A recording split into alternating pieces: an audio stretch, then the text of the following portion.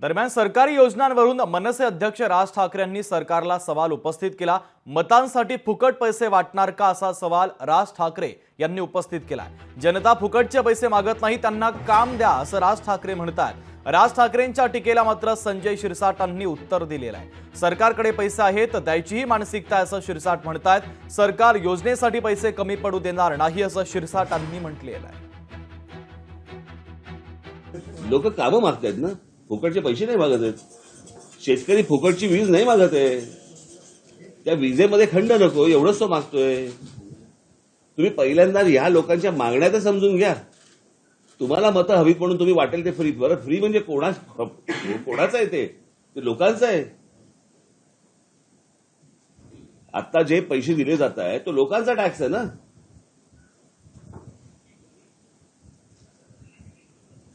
असं कसं करून चालेल तुम्हाला?